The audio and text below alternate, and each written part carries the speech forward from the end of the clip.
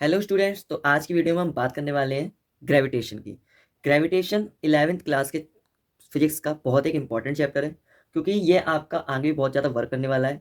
तो आज की वीडियो में इसके कुछ इंपॉर्टेंट टॉपिक्स जैसे gravitational force, gravity, universal law of gravitation, Kepler's law और कंजर्वेशन ऑफ एनर्जी के कुछ पॉइंट्स पर डिस्कस करेंगे। ठीक है, और ये सभी पॉइंट्स आपके लिए बहुत ज़्यादा इंपॉर्टेंट है, तो हमारी वीडियो में हमारे साथ बने रहिएगा, जिससे आपके सभी डाउट्स इस चैप्टर को लेकर क्लियर हो सके। ठीक है, तो सबसे पहले हम बात कर लेते हैं ग्रेविटेशनल फोर्स की कि ग्रेविटेशनल फोर्स होता क्या है। It is a fundamental force. It is a force of attraction between two objects in this universe due to their mass. तो जैसा कि आप सभी लोग जानते हैं कि हमारी अर्थ पर या फिर हमारे यूनिवर्स में कोई भी ऐसे दो ऑब्जेक्ट हो जिनके पास किसी प्रकार का कोई मास है, तो वो दोनों बॉडी एक दूसरे को अट्रैक्ट करती हैं। ठीक है, तो ग्रेविटेशनल फोर्स यही कहता है कि कोई भी दो बॉडी जिनके अंदर मास है वो एक दूसरे को अपनी ओर अट्रैक्ट करेंगे। ठीक है, अब यहाँ पर अगर हम बात करें कि क्या किसी भी सिस्टम में केवल दो ही बॉडी एग्जिस्ट करती है। फॉर एग्जाम्पल, अगर किसी रूम में, जैसे अगर आप स्कूल में पढ़ते हैं तो आपकी क्लास में आपके बहुत सारे स्टूडेंट्स होंगे, आपके साथ के बहुत सारे फ्रेंड्स होंगे, आपके टीचर भी होगा, और आपकी डेस्क वगैरह है, जितनी नॉन लिविंग थिंग्स वहाँ पर रखी हुई है, टेबल्स, तो उन सभी का कोई ना कोई मास है। लेकिन जब आप वहाँ पर खड़े होकर ऊपर से एक पेन गिराते हैं तो वो पेन सीधे जाकर नीचे की ओर गिरता है। तो क्या इसका मतलब है कि आप सभी की तरफ वो पेन अट्रैक्ट नहीं हो रहा है? नहीं। ये यहाँ पर ये याद रखना है, इसलिए मैंने नोट में लिख रखा है, direction of attraction of a object is towards tends to a heavier mass of body. वहां पर उपस्थित जितनी भी बॉडीज होंगी उनमें जिसका मास सबसे ज्यादा होगा, फोर्स ऑफ अट्रैक्शन उसका सबसे ज्यादा होगा, और बॉडी उसी की तरफ अट्रैक्ट होगी। इसलिए पेन जब गिरा तो हमारी तरफ ना अट्रैक्ट होकर वो किसकी तरफ गया? अर्थ गिरा।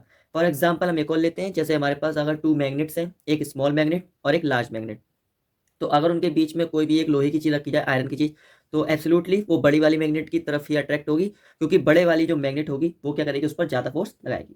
ठीक। नेक्स्ट है हमारा ग्रेविटी, कि ग्रेविटी किसको कहा जाता है। तो ग्रेविटी भी एक तरह का ग्रेविटेशनल फोर्स होता है। बस यहाँ पर एक छोटी कंडीशन होती है कि उन दो मासेस में से एक जो बॉडी होगी, एक जो बॉडी और ऑब्जेक्ट होगी वो अर्थ होगी। क्या होगी? अर्थ। तो gravitational force between earth and any other object, any other body is known as gravity. Okay, तो नेक्स्ट पर हम बात करते हैं कि यूनिवर्सल लॉ ऑफ ग्रेविटेशन होता क्या है। तो यूनिवर्सल लॉ ऑफ ग्रेविटेशन यही कहता है, जो भी आपको बताया, कि ग्रेविटेशनल फोर्स इस यूनिवर्स में जितनी भी बॉडी है, चाहे वो अर्थ के अंदर हो चाहे बाहर हो, यूनिवर्स में कहीं पर भी हो, उन दो के बीच में हमेशा एक फोर्स ऑफ अट्रैक्शन होगा। ठीक। तो इसकी डेफिनेशन ये किसने दी थी? ये दी थी बाय इसैक न्यूटन, जो हमारे साइंटिस्ट थे न्यूटन, उनके द्वारा ये यूनिवर्सल लॉ ऑफ ग्रेविटेशन दिया गया था। ठीक है, इन this universe attracts every other object with a force. तो हमारे यूनिवर्स में हर एक बॉडी, हर एक ऑब्जेक्ट किसी ना किसी दूसरे ऑब्जेक्ट को अपनी तरफ अट्रैक्ट कर रहा होता है, उस पर कोई ना कोई फोर्स लगाकर। ठीक। तो यूनिवर्सल ऑफ ग्रेविटेशन क्या कहता है कि यहाँ पर जो फोर्स ऑफ अट्रैक्शन है वो दोनों बॉडीज के मास के प्रोडक्ट के डायरेक्टली प्रोपोर्शनल होता है।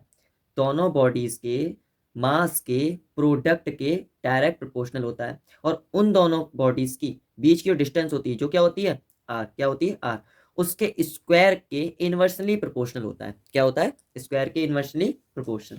फॉर एग्जाम्पल यहाँ पर हम आपको दिखाते हैं, जैसे मान लीजिए कोई एक बॉडी ये है, अदर बॉडी दिस। ठीक, इसका मास होता है m1। क्या है? m1। अदर बॉडी का m2। ठीक है, तो क्योंकि यूनिवर्सल ऑफ ग्रेविटेशन क्या कहता है कि इन दोनों के बीच में, अब क्योंकि इसका भी मैटर है, इस पर भी मास है, तो दोनों बॉडी एक दूसरे अट्रैक्ट करेंगी। तो अट्रैक्ट जो करेंगी तो इनके बीच में जो डिस्टेंस होगी, जो हमने मानी आर है, तो अगर हम इनके बीच का फोर्स ऑफ अट्रैक्शन निकालना चाहते हैं तो वो क्या होता है, जिसमें फोर्स डायरेक्ट प्रोपोर्शनल होता है किसके? The product of the mass of both bodies. The product of the mass of both bodies. And second one, the force of attraction is inversely proportional to the square of the distance between them. Square of distance क्या हो गया? मतलब are का square. क्या क्या है ये? Inversely proportional. ठीक है, तो फोर्स क्या है? डायरेक्ट प्रोपोर्शनल है m1 m2 के, और फोर्स जो ग्रेविटेशनल फोर्स है वो है इनवर्सली प्रोपोर्शनल किसके? आर स्क्वायर के। ठीक है, अब क्योंकि इन दोनों को यहाँ पर अगर हम कंबाइन करेंगे तो क्या हो जाएगा? F is directly proportional to m1 m2 upon R square. ठीक, यहाँ पर m1 m2 क्या है? दोनों बॉडीज के मास है, और आर क्या है? उनके बीच की डिस्टेंस। अगर यहाँ पर अब जो प्रोपोर्शनल साइन है उसको हम रिमूव करेंगे तो वहां पर क्या आ जाएगा? एक कांस्टेंट। जो कांस्टेंट क्या है यहाँ पर? जी। क्या आया है? जी। तो यहाँ पर फोर्स ऑफ अट्रैक्शन का ये फॉर्मूला हमको मिल चुका है, जिसमें जी m1 m2 upon R square. तो यहाँ पर फोर्स की हमारी यूनिट क्या होती है? न्यूटन मीटर स्क्वायर पर केजी स्क्वायर। ठीक है, न्यूटन मीटर स्क्वायर पर केजी स्क्वायर। आपको याद रखना है ग्रेविटेशनल फोर्स की ये यूनिट होती है। और डायमेंशन इसकी क्या होती है, m-1 l3 और t-2। आपको ये चीज़ याद रखनी है, जो यहाँ पर ये यूनिट और डायमेंशन जो हमने लिखी है वो एफ की नहीं है, कि फोर्स तो हमारा न्यूटन ही होता है। ये जो वैल्यू दी गई वो किसकी है, ग्रेविटी की। जो हमारा ग्रेविटेशनल फोर्स होता है, ग्रेविटेशनल फोर्स, जो हमारा क्या है, ग्रेविटेशनल कांस्टेंट, जो क्या है हमारा जी, क्या है जी, उसी की ये यूनिट है, उसकी डायमेंसिटी। जहाँ पर जी हमारा क्या है, एक यूनिवर्सल कांस्टेंट है। अच्छा, यूनिवर्सल कांस्टेंट से आप क्या समझते हैं?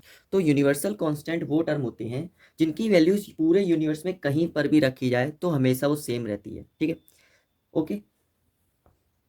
आई होप आपको यहाँ तक के अभी सारे टॉपिक समझ में आ चुके हैं। तो समझ में आ रहे हैं तो प्लीज़ वीडियो को जल्दी से अब लाइक कर दीजिएगा और उसको शेयर जरूर कर दीजिएगा अपने फ्रेंड्स के साथ। तो अगर आपने अब लाइक और शेयर कर दिया ना, चलिए हम आगे बढ़ते हैं। तो नेक्स्ट टॉपिक है हमारा, तो आपने लाइक एंड शेयर कर दिया, तो चलिए अब आगे बढ़ते हैं। तो नेक्स्ट टॉपिक हमारा क्या है, एक्सेलरेशन ड्यू टू ग्रेविटी। आप लोग जानते हैं कि कभी कोई चीज़ आगे की तरफ मूव करती है तो उसकी वेलोसिटी में कुछ डिफरेंस बनता है, जिसको हम क्या कहते हैं, एक्सेलरेशन।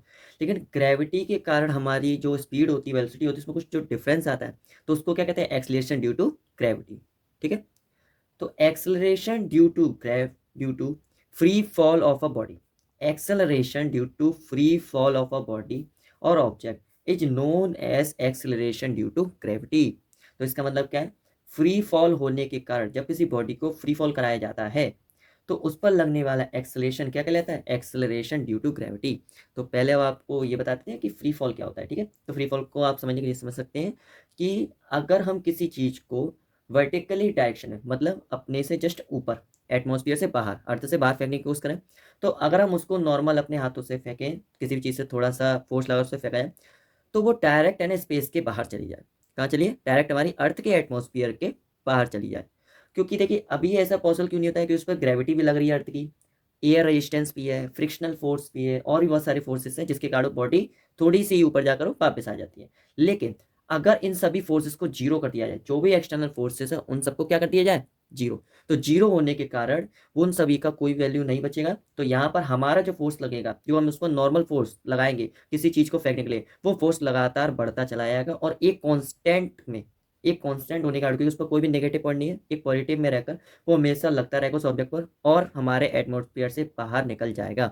ठीक, तो इसको क्या बोलते हैं, फ्री फॉल। ठीक है, अगर फ्री फॉल की आप डेफिनेशन चाहते हैं तो हम लोगों ने यहाँ पर पहले ही एक फ्री फॉल की छोटी डेफिनेशन बना कर रखी है कि when a object falls under the gravitational force of earth only.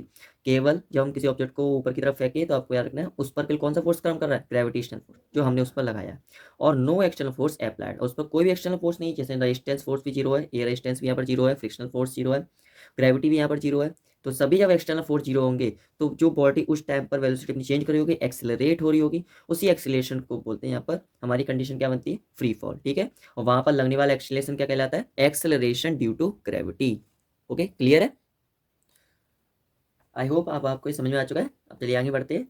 क्योंकि हम जानते हैं, अगर इस डेफिनेशन से हम देखें कि एक्शन फोर्स कोई भी नहीं है, तो फोर्स हमारा डायरेक्टली प्रोपोर्शनल किसका होगा, एक्सेलरेशन के। मतलब जितना ज़्यादा हम फोर्स लगाएंगे एक्सेलरेशन भी उतना ही ज़्यादा लगेगा। ठीक है, दोस्तों gravitational force is directly proportional to the gravity. Okay, क्योंकि एक ग्रेविटी भी हमारी क्या होती है, एक एक्सेलरेशन ही होता है। ये चीज़ हमें याद रखनी है।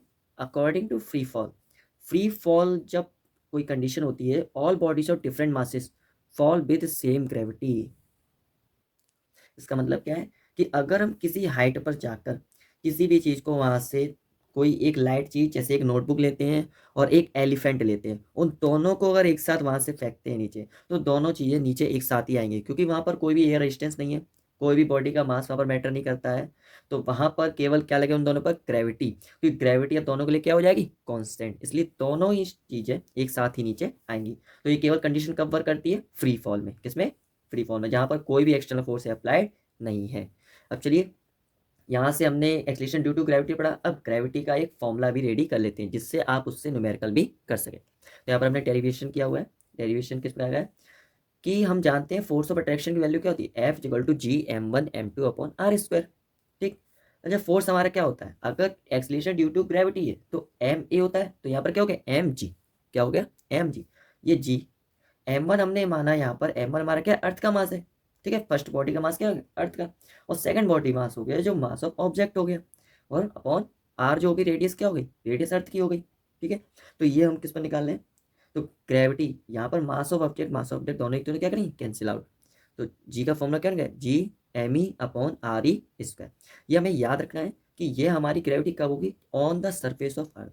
जब हम अर्थ की सरफेस पर खड़े हैं, किस पर, सरफेस पर, जस्ट तले पर, तब वहां पर हमारी ग्रेविटी की जो वैल्यू होती है वो हमारी क्या होती है, 9.8 मीटर पर सेकेंड स्क्वायर। क्योंकि जब आप ग्रेविटेशनल फोर्स की वैल्यू कॉन्स्टेंट होती है, मास ऑफ अर्थ भी कांस्टेंट होता है और रेडियस ऑफ अर्थ भी कांस्टेंट होता है, उन तीनों की वैल्यू आप यहाँ पर रखकर कैलकुलेट करेंगे तो स्मॉल जी की वैल्यू क्या आ जाएगी, 9.8 मीटर पर सेकेंड स्क्वायर। ठीक है, देखिए अभी तो हमने बात की कि ग्रेविटी अगर on the surface of earth हो तो ये होती है, लेकिन माने कि अर्थ से ऊपर हमने क्या किया, हम अपने घर की छत पर चले गए, तो हमारी अर्थ की सरफेस से घर की छत की हाइट थोड़ी कुछ ना कुछ ज़्यादा होगी, हो सकता है किसी बिल्डिंग पर चढ़ गए, किसी टेबल पर उस पर है ना खड़े हो गए, तो वहां पर above the surface of earth अगर हम ग्रेविटी निकाले तो ग्रेविटी चेंज हो जाएगी, जी से क्या हो जाएगा, जी डैश, क्या हो जाएगा, जी डैश, क्योंकि ग्रेविटी अब तो सेम रही नहीं, तो जी की क्या होगी, जी डैश। जो हमारा ग्रेविटेशनल फोर्स था वो सेम रहेगा, अर्थ और मास भी सेम रहेगा। चेंज क्या हुई यहाँ पर, हमारी चेंज हुई केवल रेडियस, क्योंकि अभी तक हमारी रेडियस थी सेंटर ऑफ से लेकर अर्थ की सरफेस तक, अब क्या होगी, सेंटर से लेकर अर्थ का सरफेस जो है आर ई, और हाइट जो है एच, इन दोनों का सम हो जाएगा तो हमारी क्या बन जाएगी, रेडियस। तो यहाँ पर आर ई की जगह हमने क्या लिख दिया, आर ई प्लस एच का होल स्क्वायर, क्योंकि यहाँ पर स्क्वायर था तो आर ई की जगह are E plus H bracket में होल स्क्वायर। ठीक है, तो ये फॉर्मूला आपको कब लगाना है, जब आपकी वैल्यू बोली जाए कि आपका ग्रेविटेशनल फोर्स, आपको ग्रेविटी की वैल्यू निकालनी कब, जब अर्थ के एक सरफेस पर खड़े हैं तब। ठीक है, अच्छा अब आगे बढ़ते हैं। तो हमने यहाँ पर इसका जो होल स्क्वायर फॉर्मूला था इसमें से आर ई को कॉमन ले लिया, आर ई को जब यहाँ से कॉमन लिया तो यहाँ पर बचा वन, क्या बचा, वन, और एच के पास तो आर ई था नहीं, तो आर ई को जो हमने यहाँ से कॉमन लिया तो यहाँ पर नीचे क्या बचा, ब्रैकेट ऑन में नीचे आर ई, क्या बचा, आर ई। ठीक है, क्योंकि एच के पास तो आर ई था नहीं, तो अगर हम उससे कोई एक वैल्यू आर ई बाहर निकालते हैं तो यहाँ पर उसका क्या हो जाता है, डिवाइड। ठीक, तो आर ई का स्क्वायर यहाँ से बाहर आया है, गलती थी यहाँ पर स्क्वायर नहीं लगा पाया है। ठीक है, अब देखिए आप यहाँ पर देख रहे हैं कि G M E upon R E square, ये किसकी वैल्यू होती है, स्मॉल जी की, किसकी वैल्यू है, स्मॉल जी की। तो यहाँ पर हम क्या पुट कर देंगे, स्मॉल जी पुट कर देंगे। ठीक है, तो देखिए जैसा कि अभी आपको बताया कि हमने उस वैल्यू की जगह क्या रख दिया है, जी, और जो नीचे स्क्वायर में लिखा हुआ था उसको हमने क्या कर लिया, अपर डायरेक्शन ले आया। तो हम जानते हैं नीचे पावर अगर पॉजिटिव में होती है तो ऊपर पावर किस में हो जाती है, नेगेटिव में, तो नेगेटिव में या माइनस का टू लिखा हुआ है। ठीक है, तो ब्रैकेट में one plus H upon R ई, ब्रैकेट के बाद माइनस का टू। अच्छा देखिए, अगर आपने अभी तक, अगर आप मैथ के स्टूडेंट हैं तो आपने बाइनोमियल एक्सपेंशन के बारे में पढ़ा होगा। बाइनोमियल एक्सपेंशन कहता है कि अगर कोई भी चीज़ होती है जिसमें दो वेरिएबल्स होते हैं, अगर उनमें से किसी वेरिएबल की वैल्यू दूसरे वाले से या तो बहुत ही ज़्यादा कम है, ठीक है, बहुत ज़्यादा कम है या फिर बहुत ज़्यादा है, ठीक है, दोनों केसेस यहाँ पर बन सकते हैं, तो उसके लिए उसने कुछ फॉर्मूले बना कर दिए थे। ठीक, तो यहाँ पर एक फॉर्मूला उसमें यहाँ पर यूज होता है कि अगर ब्रैकेट में आपका वन प्लस ए अपॉन बी, जिसकी पावर कोई एन है, लिखा हुआ है, जहाँ पर ए की वैल्यू आपकी बहुत बहुत छोटी है बी से, ए वाली वैल्यू है बहुत बहुत छोटी है बी से, very very less than from the B, then it is equal to one plus N A plus B. तो यहाँ पर क्या होता है, पावर जो होती है वो आगे मल्टीप्लाई हो जाती है वेरिएबल के साथ और पावर यहाँ से हट जाती है। तो ऐसे हमने यहाँ पर, क्योंकि हम जानते हैं रेडियस ऑफ अर्थ हमारी क्या होती है, 6400 किलोमीटर, 6400 किलोमीटर, और हमारे घर की हाइट कितनी होती है, 10 मीटर, 12 मीटर, तो उसके रेस्पेक्ट में अगर हम देखें तो बहुत ही ज़्यादा वैल्यू है, नेग्लिजिबल पॉइंट। ठीक है, बहुत ज़्यादा कम है।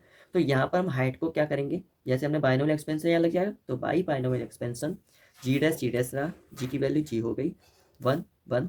अब एन कहाँ पर मल्टीप्लाई होता है, एच के साथ, तो एच का माइनस के टू से मल्टीप्लाई करेंगे तो माइनस के two H upon R E. ठीक है, यहाँ पर ये वैल्यू आ गई। अब आपको एक चीज़ याद रखनी है, यहाँ पर आपको दिख रहा है कि जी की वैल्यू अगर मैं यहाँ पर मल्टीप्लाई करूँगा तो यहाँ पर वैल्यू हो जाएगी जी की, और इसकी भी कुछ ना कुछ वैल्यू होगी, जो कि क्योंकि एच हमारा छोटा है तो ये वैल्यू वन से कहीं ना कहीं कम होगी, क्योंकि ये वैल्यू एच तो यहाँ पर छोटा है, आर ही तो हमारा बहुत बड़ा है, तो ये वैल्यू कहीं पॉइंट में आएगी। तो अगर हम यहाँ से देखें तो जी डैश की वैल्यू हम यहाँ समझ सकते हैं जी से हमेशा कम रहेगी। ठीक है, क्योंकि आप यहाँ पर देख सकते हैं इसकी वैल्यू हमारी वन से कम है, अगर वन से मानो कोई सी भी वन से छोटी वैल्यू माइनस की जाएगी तो वन तो आएगी ना, वन से बड़ी आएगी, लास्ट में आएगी तो वन से छोटी, चाहे वो 0.99 रहे लेकिन क्या रहेगी, छोटी। तो यहाँ पर ग्रेविटी में अगर 0.9 के मल्टीप्लाई तो ग्रेविटी की वैल्यू छोटी हो जाएगी। तो यहाँ पर आप समझ सकते हैं जी डैश की वैल्यू, अगर हम अर्थ के सरफेस से ग्रेविटी ऊपर की ओर जाते हैं तो ग्रेविटी क्या हो जाती है, कम। तो hence proof G is greater than G dash. अच्छा देखिए हमने यहाँ पर हैंस प्रूफ क्यों लिखा है, क्योंकि कभी कभी क्वेश्चन वो आपसे डायरेक्ट पूछ लेता है एग्जामिनर में, एग्जाम जो आपके होंगे उसमें पेपर में आपको क्वेश्चन डायरेक्ट पूछेगा कि प्रूव कीजिए कि जो ग्रेविटी होती है अर्थ के किसी सरफेस से अपर अगर हम जाएं तो वहां पर कम हो जाती है। ठीक है, क्या हो जाती है, कम। तो आपको याद रखना है। तो आपको ये छोटा सा डेरिवेशन अभी हमने कराया है, यहाँ तक आपको खत्म करते हो, लास्ट में लिखते हैं हैंस प्रूफ स्मॉल जी ग्रेटर देन जी डैश। ठीक है, या बार आप पूरा भी लिख सकते हैं, gravity at the surface is greater then gravity at upper from the surface. Okay, next हमारा केस है below the surface of earth. देखिए हमने सरफेस पे पढ़ा, अब सरफेस के ऊपर पढ़ा, अब पढ़ते हैं सरफेस के नीचे। कि अगर हम सरफेस के अंदर की ओर ग्रेविटी चेक करते हैं, अगर अंदर जैसे कोई टनल बनाई, कोई होल किया, उसके अंदर चले गए और वहां से अगर हमने चेक किया कि ग्रेविटी में कितना डिफरेंस आ रहा है। ठीक है, आई होप अब आपको सभी को अच्छे से विजिबल हो रहा है। अगर विजिबल हो रहा है तो कमेंट में जरूर बता दिए अगर इसमें भी अभी आपको कोई भी प्रॉब्लम मिलती है। ठीक है, तो below the surface of earth क्या होगा, जैसा कि हमने यहाँ पर किया था, ग्रेविटी जो रहेगी जी है। ठीक है, अभी हमने जी डैश यूज किया था, अब डेप्थ में जा रहे हैं किसी गहराई में, तो यहाँ पर यूज कर रहे हैं जी डी। ठीक, ग्रेविटेशनल कॉन्स्टेंट, ग्रेविटेशनल कॉन्स्टेंट नहीं आएगा। मास ऑफ अर्थ की जो हमने यहाँ पे लिखा है एम आई, क्या लिखा है एम आई, जहां पर एम आई का मतलब होता है मास ऑफ इन अर्थ। ठीक है, जब एक अर्थ थी, अर्थ का हमारा टोटल एक कोई ना कोई रेडियस था। ठीक है, यहाँ से सेंटर से एक रेडियस था। अब लेकिन यहाँ पर रेडियस जो है वो कम हो गया, यहाँ पर रेडियस क्या हो गया कम, क्योंकि इनर डेप्थ में आ रहे हैं, किस जगह जा रहे हैं, तो मास भी इसका पूरा तो नहीं रहेगा। अब मास ऑफ अर्थ कम हो जाएगा, तो मास ऑफ अर्थ से हमने चेंज कर दिया एम आई में, जो हो गया मास ऑफ इनर अर्थ। ठीक है, अब सेम यहाँ पर जो हमारी रेडियस थी, रेडियस पहले जैसे हमने प्लस की थी एच में, अब क्या होगी, रेडियस कुछ कम हो जाएगी, यहाँ से रेडियस यहाँ तक की थी वो क्या हो जाएगी, अब कुछ कम हो जाएगी। तो क्या हो गई आर ई माइनस टी, जहाँ पर टी का मीन्स क्या है डेप्थ। ओके, तो सेम फॉर्मूला बन गया G M I upon R E minus T का होल स्क्वायर। ओके, अब यहाँ पर भी सेम हमें ये रिलेशन इसमें भी बताना है कि कि ग्रेविटी जो डेप्थ की होती है वो ज़्यादा होती है कि कम होती है, उसको पूरा प्रूव करके हमें दिखाना है। तो देख यहाँ पर, देखिए यहाँ पर हमारा जो डेरिवेशन है वो प्रीवियस वाले की तरह नहीं होने वाला, थोड़ा सा डिफरेंट होगा, क्योंकि वहाँ पर मास ऑफ अर्थ था तो हमने यहाँ से डायरेक्ट आर ई कॉमन लेकर और ऊपर भेज दिया था, हमारा इजीली वो सॉल्व हो गया था। यहाँ पर मास ऑफ इनर अर्थ है, तो इसको हम कॉन्सेप्ट यहाँ पर यूज़ करने वाले डेंसिटी का, किसका, डेंसिटी का। तो हम जानते हैं कि डेंसिटी जो पूरे अर्थ की होगी, होल अर्थ की होगी, वही डेंसिटी इनर अर्थ की होगी, दोनों चीज़ इक्वल होंगी। तो यहाँ पर हमारा फॉर्मूला क्या होता है, मास अपॉन वॉल्यूम।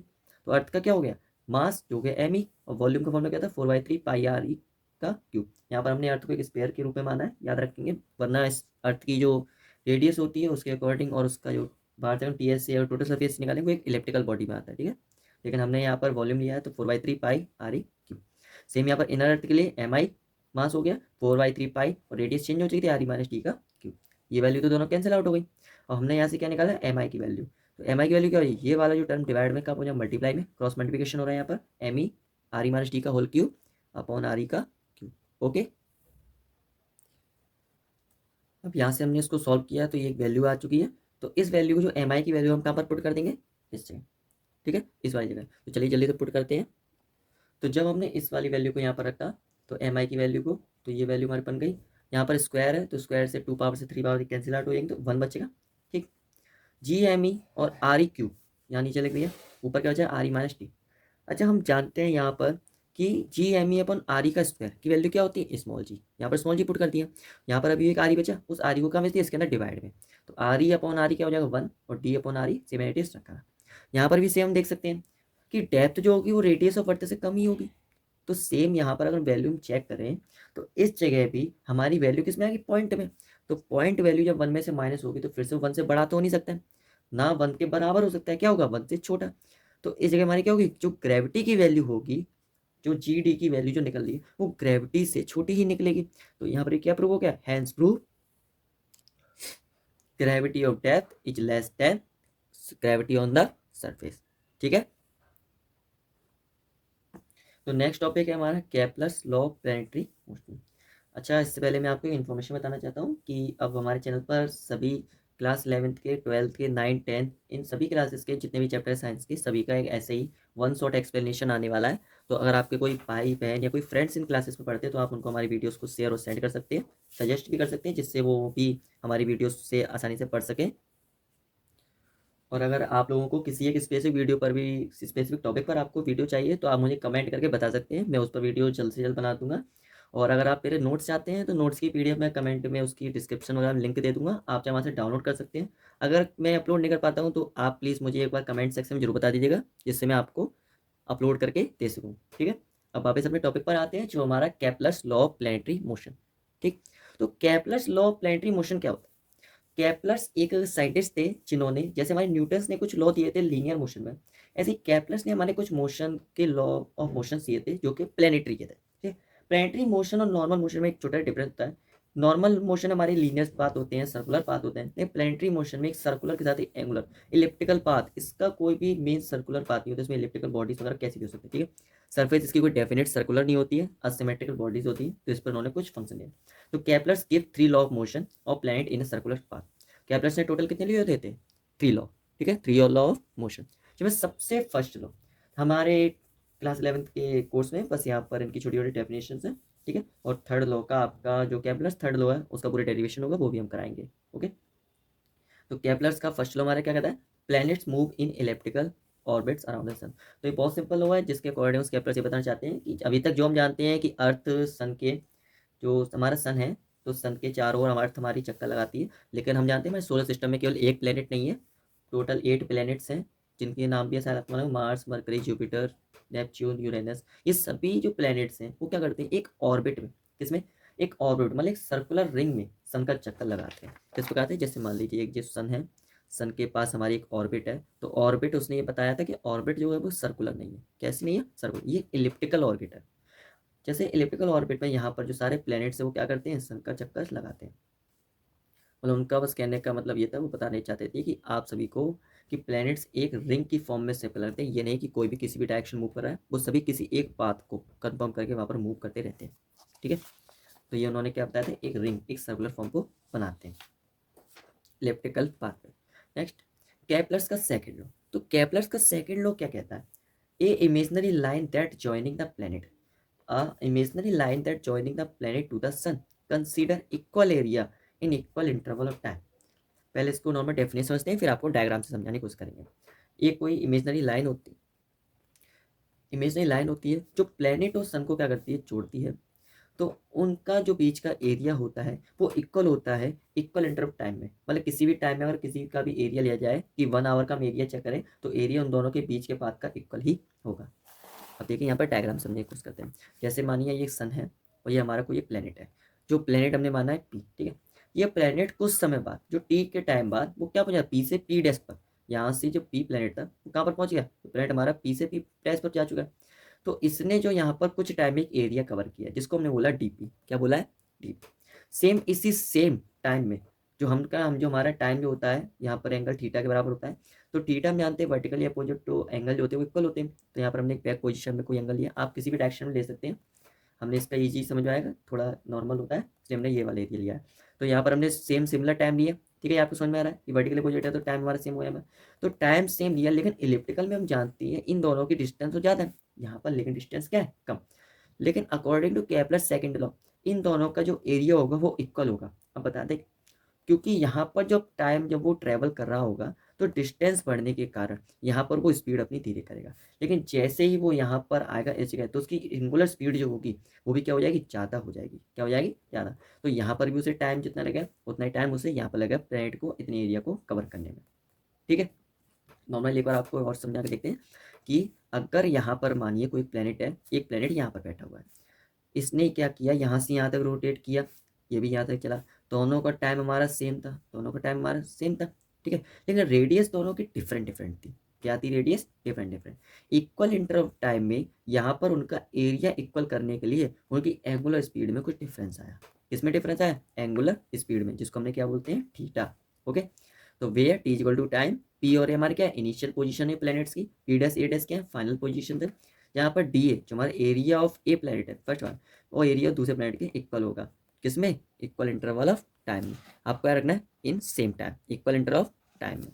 ठीक है, तो यहाँ पर नेक्स्ट हमने लिखा हुआ है कि यहाँ इस केपलर सेकंड लॉ के अकॉर्डिंग क्या होता है? D A over D T equal to constant, जिसका मतलब है एरिया इक्वल होगा इक्वल इंटरवल टाइम में। ठीक, नेक्स्ट आता है केपलर्स का थर्ड लॉ। अब केपलर का थर्ड लॉ क्या कहता है? The cube of the mean distance of a planet from the sun is directly proportional to the square of the time it takes to move around the sun। ठीक, अब थोड़ा सा normal समझने की कोशिश करते हैं। The cube of the mean distance of a planet. ठीक है, जैसा कि हमने बताया था कि जो सन है यहाँ पर, ठीक है, यहाँ पर जो सन है, यहाँ पर हमने प्लैनेट्स की मान लीजिए सारी पोजीशन है। तो किसी जगह पर डिस्टेंस कुछ और होगी, किसी जगह पर कुछ और होगी, तो यहाँ पर डिस्टेंस उसकी डिफरेंट डिफरेंट होगी। तो हम यहाँ पर कोई एक स्पेसिफिक डिस्टेंस न लेकर बल्कि सभी डिस्टेंस का एक एवरेज, जिसे मीन बोलते हैं, मीन डिस्टेंस लेते हैं। ठीक, हमने मीन डिस्टेंस ली of a planet from the sun is directly proportional to the square of the time it takes to move around. तो ये किसके इक्वल होगा, किसके डायरेक्टली प्रोपोर्शनल होगा? जो टाइम वो टोटल सन का चक्कर लगाने में लेता है, सन का रिवोल्यूशन करने में जो टाइम लेता है उसके स्क्वायर की। तो हमने माना टाइम हमारा टी है और जो एवरेज डिस्टेंस में निकाली वो क्या थी, ए। तो अकॉर्डिंग टू दिस लॉ, तो this law state that T square is directly proportional to the A cube. ठीक, हमारा नेक्स्ट टॉपिक है ग्रेविटेशनल पोटेंशियल एनर्जी क्या कहते हैं। ठीक है, मतलब पोटेंशियल एनर्जी जैसा कि आप जानते हैं नॉर्मल, जिसका फॉर्मूला होता था P equal to M G H. लेकिन इस चैप्टर में हमने आप लोगों से डिस्कस किया है कि जी की जो वैल्यू होती है वो अलग अलग जगह डिफरेंट होगी, क्योंकि अर्थ का सरफेस तो इलिप्टिकल है। तो अगर यहाँ से अगर रेडियस ऑफ अर्थ यहाँ से कुछ है तो किसी हाइट पर डिफरेंट होगी। तो हाइट के और डेप्थ के डिफरेंस होने से ग्रेविटी भी चेंज हो रही है यहाँ पर। तो वो फॉर्मूला तो आपका तभी वर्क करता है जब कोई बॉडी सरफेस पर हो। लेकिन अगर बॉडी को किसी हाइट पर अब ले जाया जाए तो उसका क्या होगा? तो अब हम उसके लिए एक नया फॉर्मूला आपसे रेडी करेंगे, जो हमारा यूनिवर्सल फॉर्मूला निकलेगा ग्रेविटी के लिए। ठीक है, तो हम जानते हैं कि यहाँ पर एक डायग्राम पहले हमने बनाया हुआ है कि ये मान लीजिए एक अर्थ है। अर्थ की कोई ना कोई रेडियस होगी जो हमारी क्या होती है, आर ई। अब यहाँ से अर्थ के एक सरफेस से कुछ हाइट पर एक ऑब्जेक्ट है। ठीक है, अर्थ के सरफेस से कुछ हाइट पर एक ऑब्जेक्ट रखा हुआ है जिसका मास क्या है, एम। मास क्या है, एम। तो यहाँ से यहाँ तक की डिस्टेंस टोटल कितनी हो जाएगी, आर ई प्लस एच। तो क्या होगी, एच प्लस आर। ठीक है, अच्छा पोटेंशियल एनर्जी हम जानते थे क्या होती थी, जितना हमने वर्क किया, मतलब work done by gravitational force, system के द्वारा जो वर्क किया जाता है उसी को हम क्या कहते हैं, पोटेंशियल एनर्जी। ठीक है, तो now work done by gravitational force क्या हो जाएगा, अगर हमने किसी छोटे पार्टिकल का निकालें तो D W is equal to F D X cos theta. ये हमारा नॉर्मल फॉर्मूला होता था, W is equal to F D X, sorry small का निकाला तो D W is equal to F D X cos theta. ठीक, अब एफ की वैल्यू ग्रेविटेशनल फोर्स की वैल्यू होती है G M one M two upon R square. D X value D X और थीटा की वैल्यू क्या है, क्योंकि यहाँ से रेडियस ऑफ अर्थ से इसकी वैल्यू यहाँ तक हम ध्यान से देखें इस पॉइंट से, तो एंगल हमारा टोटल कितना होगा, इस रेडियस से, ये तो नहीं यहाँ पर देखा ग्रेविटेशनल फोर्स यहाँ पर लग रहा है, इस पूरी रेडियस से क्या होगा 180 डिग्री। किस पर है, 180 डिग्री पर। तो थीटा की वैल्यू क्या हो गई, 180 डिग्री। तो कॉस 180 की जो वैल्यू होती है वो होती है माइनस का 1। तो माइनस वैल्यू आ गई minus G M one M two, जो डिस्टेंस हमने मानी थी, हमने यहाँ पर एक्स मानी है बीच की। ठीक है, और टी एक्स, क्योंकि यहाँ पर डी एक्स लेकर चल रहे हैं, अगर आर लेते तो टी आर। ठीक है, उससे कोई प्रॉब्लम नहीं, आप कुछ भी ले सकते हैं। कॉस 180 यहाँ पर हमने ये लिख दिया। अब कॉस 180 वैल्यू वन माइनस की 1 हो गई। अब यहाँ पर हमने क्या किया, इंटीग्रेशन एक साइन लगा दें। इंटीग्रेशन क्यों कर रहे हैं, क्योंकि यहाँ से तो वर्क मिल रहा है कोई छोटे पार्टिकल का मिल रहा है, हमें तो पूरी अर्थ का निकालना है। तो पूरी अर्थ करने क्या कर देंगे, इंटीग्रेशन। तो डी डब्ल्यू को हो गया W. Okay, G M one M two हमारे सभी क्या है, कॉन्स्टेंट। तो जी हमारा जी हो गया। फर्स्ट ऑब्जेक्ट का मास क्या होता है, एम ही था, जो हमारे क्या है, mass of earth M to.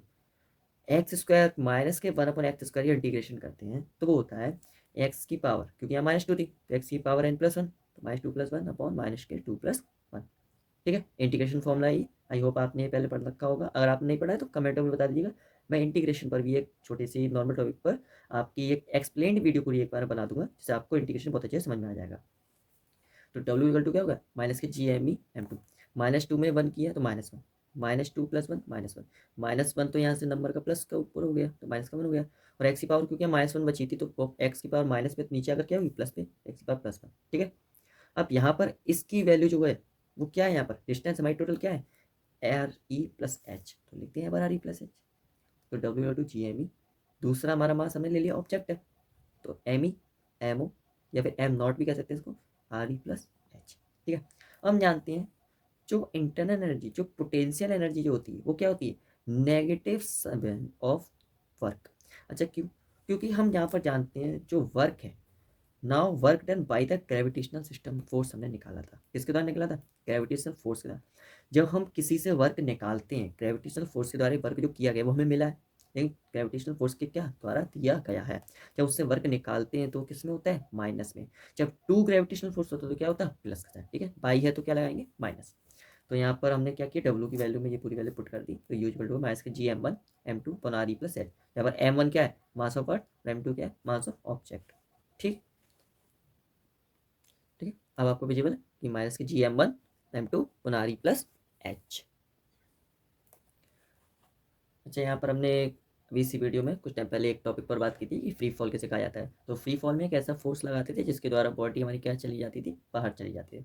अब यहाँ पर एक नया टर्म उसी से रिलेट एस्केप वेलोसिटी। तो एस्केप वेलोसिटी क्या होता है? तो किसी भी बॉडी पर, अब यहाँ पर एक्सटर्नल फोर्स जीरो नहीं है, सभी अप्लाइड रहेंगे। एस्केप वेलोसिटी किसी ऑब्जेक्ट की वो वेलोसिटी होती है जिसको वर्टिकली डायरेक्शन ऊपर की तरफ फेंका जाए तो ग्रेविटेशनल फोर्स ऑफ अर्थ के बराबर पहुंच जाए। वो हमारे क्या हो जाए, अर्थ के ग्रेविटेशनल फोर्स जो फील्ड है उससे बाहर चली जाए। उसे क्या कहते हैं, एस्केप वेलोसिटी। ओके, जो हमने फ्री फॉल पढ़ा था उसमें हमने फोर्स के बारे में पढ़ा था, और एस्केप वेलोसिटी का मतलब है कि फोर्स हमने जितने ज़्यादा लगाते हैं वेलोसिटी उतनी बढ़ जाएगी। तो एस्केप वेलोसिटी हमारी क्या होती है कि जिस वेलोसिटी किसी चीज़ को फेंका जाए तो ग्रेविटेशनल फोर्स से बाहर चली जाए, उसको कहते हैं एस्केप वेलोसिटी। ये वेलोसिटी कहाँ पर यूज होती है? जैसे हमारे रॉकेट्स वगैरह में, कि रॉकेट्स में जब हम उनको फ्यूल इंजन देते हैं तो फ्यूल के द्वारा वो फ्यूल को बर्न करके अपने रॉकेट को ऊपर की तरफ ले जाते हैं, और वो एक ऐसे किसी टाइम पर अपनी वेलोसिटी इतना इंक्रीज कर लेते हैं कि जिसके द्वारा वो ग्रेविटेशनल फोर्स से आराम से बाहर निकल जाते हैं। ठीक है, तो अब हम बात कर लेते हैं इसके फॉर्मूले की कि एस के वेलोसिटी का फॉर्मूला क्या होता है और इसको कैलकुलेट कैसे किया जाता है। तो देखिए, हमने अभी टॉपिक लगाते हैं कि कंजर्वेशन ऑफ एनर्जी। तो यही कंजर्वेशन ऑफ एनर्जी के हमने टॉपिक पर एक छोटा सा डेरिवेशन है यहाँ पर। कि कंजर्वेशन ऑफ एनर्जी क्या कहता है कि किसी भी बॉडी पर लगने वाली एनर्जी कुछ समय बाद वहाँ पर किसी न किसी फॉर्म में चेंज जरूर होती है लेकिन डिस्ट्रॉय नहीं होती है। ठीक है, तो यहाँ पर हमने माना कि काइनेटिक एनर्जी ऑफ, जब बॉडी हमारी अर्थ पर थी उस टाइम पर क्या थी, काइनेटिक एनर्जी थी, और पोटेंशियल एनर्जी भी थी उसके बाद इनिशियल। उसके बाद जब वो तो उसी रफ्तार में पकड़ी तो उसकी काइनेटिक एनर्जी कुछ चेंज होगी जो कि फाइनल में होगी, और पोटेंशियल एनर्जी किस में चेंज होगी, पोटेंशियल एनर्जी फाइनल। ठीक है, अब यहाँ पर काइनेटिक एनर्जी क्या होती है फॉर्मूला, 1/2 mv², यहाँ पर वेलोसिटी क्या है, एस्केप वेलोसिटी, यही तो चाहिए तभी तो बाहर जा पाएगी। पोटेंशियल एनर्जी क्या होती है, जो हमने अभी पढ़ा था, G m e m o/r e। ठीक है, अभी इसका हमने फॉर्मूला ट्राई किया था। अच्छा, काइनेटिक एनर्जी ऑफ, ये क्या, फाइनल वाली। जब फाइनल का मतलब है कि हमें उसको अर्थ के बाहर जानने के बाद ये देखना है। तो क्योंकि मुझे मिनिमम वैल्यू निकालनी है किस चीज़ की, वेलोसिटी के लिए। एस्केप वेलोसिटी जितनी कम से कम निकाले, अगर ज़्यादा से ज़्यादा निकालें तो एस्केप वेलोसिटी की तो कोई काउंटिंग है ही नहीं, वो तो अनकाउंटेबल है। लेकिन अगर मिनिमम वैल्यू के लिए देखें तो काइनेटिक एनर्जी माने कि वैल्यू जैसे ही जो ऑब्जेक्ट है वो अर्थ के एटमॉस्फेयर से बाहर जाएगा, वहाँ पर रुक जाएगा, तो वहाँ पर काइनेटिक एनर्जी उसकी जीरो हो जाएगी। ऐसे ही सेम, जब वो वहाँ पर जाएगा तो पोटेंशियल एनर्जी, क्योंकि वहाँ पर तो कोई फोर्स ऑफ अट्रैक्शन तो है नहीं, अब ग्रेविटेशनल फोर्स से बाहर जाती है उसकी ग्रेविटी तो जीरो हो गई, तो यहाँ पर पोटेंशियल एनर्जी क्या लग जाएगी, वो भी क्या हो जाएगी, जीरो। जैसे हमने फॉर्मूले में जी होता है ना, तो जी की वैल्यू जीरो तो पूरी वैल्यू टर्म क्या हो जाएगा, जीरो। ओके, तो यहाँ पर दोनों वैल्यू जीरो हो गई। अब इसको जब हमने सॉल्व किया तो माइनस वाला टर्म का चला गया दूसरी साइड, जो कि प्लस का। एमओ और एमओ, तो मास ऑफ ऑब्जेक्ट दोनों करो, कट कैंसिल आउट। वी की वैल्यू जब निकालेंगे तो क्या हो जाएगी, √2 G m e/r e। ठीक है, अच्छा हम जानते हैं यहाँ पर G m e, जो ग्रेविटेशनल फोर्स मास ऑफ अर्थ है, और आर ई का स्क्वायर होता है। तो अगर मैं क्या करूँ, इसमें एक आर ई का मल्टीप्लाई और आर ई का डिवाइड देता हूँ, तो यहाँ से 1 2 3 4 इन सभी की वैल्यू क्या हो जाएगी, स्मॉल जी के बराबर हो जाएगी। G m e/r² की वैल्यू स्मॉल जी बराबर हो जाएगी। तो ये फॉर्मूला क्या आ गया, V = √2 G और बचा आर ई। ठीक है, तो यहाँ पर हम जानते हैं, ये भी हमने जो एस्केप वेलोसिटी निकाली है कहाँ से निकाली है, सरफेस से। किससे निकाली है, सरफेस से। तो एट सरफेस हम जानते हैं ग्रेविटी की वैल्यू कांस्टेंट होती है, जो होती है 9.8 के इक्वल। आर की वैल्यू कांस्टेंट है 6400 किलोमीटर। ठीक है, तो यहाँ पर हमने दोनों की वैल्यू जब पुट की तो आंसर कितना आया, 11.2 किलोमीटर पर सेकेंड। अगर यहाँ पर हम देखें तो एस के वेलोसिटी 11.2 किलोमीटर पर सेकेंड आई है। कोई भी चीज़ अगर इस पर इस स्पीड से ट्रैवल करने लगती है तो वो आसानी से हमारी अर्थ की ग्रेविटेशनल फोर्स से बाहर जा सकती है। ठीक है, ये स्पीड आप आगे की वैल्यू से नहीं, ये आप याद रखिए कि पीछे की वैल्यू पर टाइम सेकंड में दिया गया है। 11.2 किलोमीटर पर second is very very high speed. Okay, तो नेक्स्ट केस है हमारा कि अगर हमारी जो एस के वेलोसिटी, अगर हम कुछ सरफेस पर ऊपर जाकर टॉप से, और या फिर उसकी गहराई में जाकर, या तो कुछ ऊपर चढ़ के हाइट पर या फिर किसी गहराई में जाकर ग्रेविटेशन फोर्स हम जानते हैं चेंज हो जाता है, तो एस के वेलोसिटी भी चेंज हो जाएगी, कि ग्रेविटी अब तो डिफरेंट है। तो जी यहाँ पर चेंज हो जाती है जी डैश, और आर ई हमारी चेंज हो जाती है आर ई प्लस एच या फिर आर ई माइनस एच। अगर हम ऊपर की तरफ जाते हैं तो आर ई प्लस एच, और नीचे की तरफ आते हैं तो आर ई माइनस एच। ये तो आप लोग मालूम है, लेकिन ग्रेविटेशनल जो है जी डैश की वैल्यू जो है वो चाहे ऊपर जाए चाहे नीचे जाए दोनों टाइम क्या होती है, माइनस ही होती है, कम ही होती है। तो इससे यहाँ पर एक चीज़ तो कंफर्म है, अगर फॉर्मूले हम यहाँ पर लगते हैं 2G-RE, 2G-RE, तो यहाँ पर एस के वेलोसिटी में ध्यान रखना जी डैश की वैल्यू कम होने से इस पर भी कुछ ना कुछ इफेक्ट आएगा। ठीक है, तो जी डैश की वैल्यू यहाँ पर कम होने से एस के वेलोसिटी भी आपकी कम ही हो जाएगी।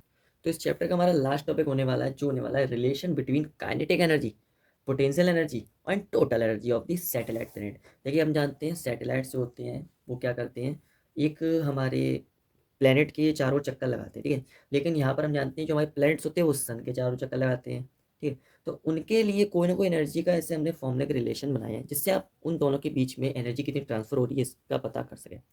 ये आपका न्यूमेरिकल बहुत इंपॉर्टेंट पार्ट है, तो प्लीज़ इस टॉपिक को अच्छे से एक बार समझ लीजिएगा। जैसे हम जानते हैं पोटेंशियल एनर्जी फॉर्मूला होता है माइनस के G M E M O upon R E. Kinetic energy का जो फॉर्मूला होता है वो हमारा क्या होता है, हाफ एम बी स्क्वायर होता है। हाफ हमारा रहेगा, मास हमारी है, और वेलोसिटी हमने इसका वेलोसिटी का फॉर्मूला निकाल के लाया, वो हमारा क्या आया था, ठीक है, रूट में G M E upon R E, ठीक है। तो यहाँ पर क्योंकि वी स्क्वायर होता है तो जब इसका स्क्वायर ओपन करेंगे तो क्या हो जाएगा, G M E upon R E. यहाँ पर क्या हो जाए, half M O M E G R E. इसकी वैल्यू हम जानते हैं किसके इक्वल होती है, माइनस के ई। माइनस के पी का मतलब क्या है, नेगेटिव साइन में पोटेंशियल एनर्जी। ओके, तो यहाँ से अगर हमने इन दोनों का रिलेशन बनता है तो क्या होता है, potential energy is equal to minus के टू के ई, मतलब नेगेटिव साइन के साथ two times of kinetic energy. तो यहाँ पर एक चीज़ आप समझ सकते हैं, पोटेंशियल एनर्जी काइनेटिक एनर्जी से टू टाइम्स है, ट्वाइस रहती है, ठीक है। अगर हम बात करें टोटल एनर्जी, टोटल एनर्जी का मतलब क्या था, काइनेटिक एनर्जी पोटेंशियल दोनों का सम। तो काइनेटिक एनर्जी की वैल्यू तो काइनेटिक एनर्जी रहेगी, पोटेंशियल एनर्जी वैल्यू में देगी माइनस के टू के ई, तो दोनों प्लस किया तो क्या हो जाएगा, माइनस के ई, क्या रहेगी, नेगेटिव साइन में के।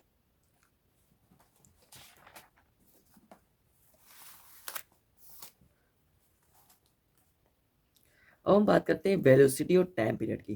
देखिए हमने देखा कि उसको जो अर्थ से लेकर अगर किसी सरफेस पर जाना है तो किसी हाइट पर कितना फोकस लगेगा, कितनी ग्रेविटी लगेगी, ग्रेविटी से हमने डिस्टेंस पीछे मेजर की। अब हम बात करते हैं कि वेलोसिटी कितनी लगेगी, कि एस्केप वेलोसिटी तो हमने पता कर ली, लेकिन सैटेलाइट को मूव करने में कितना टाइम लगेगा, ठीक है। तो केप्लर्स के थर्ड लॉ जो हमने यहाँ पर पीछे प्रूव किया था, बताया था कि T square is equal to T square is directly proportional to the A cube, ठीक। तो उसको भी हम यहीं पर प्रूव करने वाले हैं, तो उसको भी आप ध्यान से देखते रहेंगे। ओके, तो हम जानते हैं according to third law of Newton law, Newton के थर्ड लॉ के अनुसार जो है एक्शन रिएक्शन लॉ, वो क्या कहता है कि अर्थ के सेंटर पर लगने वाला जो भी फोर्स है वो अर्थ से दूर जाने वाले किसी ऑब्जेक्ट पर लगने वाले फोर्स के इक्वल होगा, ठीक है। तो यहाँ पर फोर्स ऑफ सेंट्रीफ्यूगल हमारा किसके इक्वल होगा, फोर्स ऑफ ग्रेविटेशनल फोर्स के। क्योंकि ग्रेविटेशनल फोर्स कहता है कि ये बॉडी दूसरे अट्रैक्ट कर रही है तो अर्थ इस मून को अट्रैक्ट करेगी, और सेंट्रीफ्यूगल सेंट्रीपिटल जो फोर्स होते हैं उनके कारण इस बॉडी का कोई ना कोई रोटेशन जिसको रखा हुआ है, जिसके कारण ना तो बॉडी पास आ रही है ना तो दोनों फोर्सेस इक्वल है इसी कारण, ठीक है। ये बॉडी किसी एक नॉर्मल पाथ में घूम रही है। तो जो सेंट्रीपिटल फोर्स होता है उसका फॉर्मूला क्या होता है, एम बी स्क्वायर को ना, ग्रेविटेशनल फोर्स का क्या होता है, G M one M two upon R square. हम जानते हैं अगर किसी हाइट से बात करें अब यहाँ पर, क्योंकि जो यहाँ से यहाँ तक की सेटेलाइट होगी वो रेडियस ऑफ अर्थ इसके ऊपर तो होगी, उससे कुछ कुछ हाइट पर होगी, तो रेडियस चेंज किस में हो जाएगी, रेडियस हाइट के साथ एडिशन हो जाएगी, ठीक है। तो एम एस क्योंकि सैटेलाइट का जो मास है सेंटीमीटर फोर्स की, वेलोसिटी सैटेलाइट की है, आर जो है वो आर ई प्लस एच हो गई, जी सेम रहेगा, मास का अर्थ का हो गया, एक दूसरा मास किसका हो गया, दूसरा ऑब्जेक्ट जो क्या है सैटेलाइट, तो मास ऑफ सैटेलाइट। यहाँ बता दें सैटेलाइट और प्लैनेट एक ही चीज़ है, अगर किसी प्लैनेट के बीच में निकालते हैं तो भी यही फॉर्मूला लगेगा। और R square R E plus H का होल स्क्वायर, स्क्वायर से ये वैल्यू कट हो गई, एम एस से एम एस के। अगर यहाँ से वी एस की वैल्यू निकाले तो स्क्वायर है तो रूट चढ़ जाएगा, तो G M E upon R E plus H. ये क्या है, velocity of satellite, G M E, G हमारा कॉन्स्टेंट है, मास ऑफ अर्थ भी कॉन्स्टेंट है, आर ई भी हमारा कॉन्स्टेंट है, बस यहाँ पर डिफरेंस क्या है, एच, तो याद रखेंगे, ठीक है। नेक्स्ट हम जानते हैं टाइम, टाइम पीरियड को हम लोग distance over speed, distance over speed, जब भी हमें टाइम निकालना पड़ता है क्या कहते हैं, डिस्टेंस ओवर स्पीड। अच्छा डिस्टेंस तो ये वाली होती है जो उसने यहाँ से यहाँ तक टोटल कवर की। अगर हम जानते हैं एक सर्कुलर पाथ यहाँ पर है, क्या है, सर्कुलर पाथ, तो इसकी टोटल रोटेशन जो पाथ एरिया होगा क्या होगा, वो इसकी सरकमफेरेंस होगी, जो क्या होगी, टू पाई आर। और स्पीड हम जानते हैं जो क्या है, वेलोसिटी ऑफ सैटेलाइट। अब यहाँ पर आर तो चेंज हो गया आर ई प्लस एच में, किस में चेंज हो गया, आर ई प्लस एच में, और वेलोसिटी सैटेलाइट हम निकाल चुके हैं तो हमने उसकी वैल्यू यहाँ पर पुट कर दी। क्योंकि रूट की वैल्यू है तो उसको हटाने के लिए हम क्या करेंगे, स्क्वायर करेंगे, तो स्क्वायरिंग बहुत साइड स्क्वायर कर दिया, तो टी का स्क्वायर, टू पाई का टू का फोर, पाई का pi square, R E plus H का क्योंकि आर ई प्लस एच का स्क्वायर, यहाँ से रूट कैंसिल हो गया, ठीक है। अब यहाँ पर एक चीज़ याद रखेंगे कि आर ई प्लस एच है वो तो मल्टीप्लाई हो जाएगा इसके साथ ऊपर जाकर, तो ये बन जाएगा आर ई प्लस एच का होल क्यूब। और क्योंकि फोर पाई जी एम ई सब क्या है, कांस्टेंट वैल्यू, इन सब की वैल्यू तो हमेशा फिक्स रहने वाली है, तो इन सबको हम क्या कर लेंगे, अलग कर लेंगे। तो जैसे कि हमने क्या बताया था, 4 पाई स्क्वायर GME हमारे क्या कॉन्स्टेंट, इनको हमने अलग कर लिया है, और RE+H का होल क्यूब। ठीक, अब इसकी वैल्यू की कांस्टेंट है तो हमने इसको नॉर्मली के से डिनोट कर दिया, और RE+H का होल क्यूब। अगर यहाँ पर एक कांस्टेंट टर्म है, कांस्टेंट हमको रिमूव करना चाहे तो हम यहाँ पर साइन किसका लगाते हैं, प्रोपोर्शन का। तो यहाँ पर के को हमने रिमूव कर दिया, क्या हमने क्या, प्रोपोर्शन। यहाँ से मालूम पड़ता है कि T square is directly proportional to the RE+H का होल क्यूब।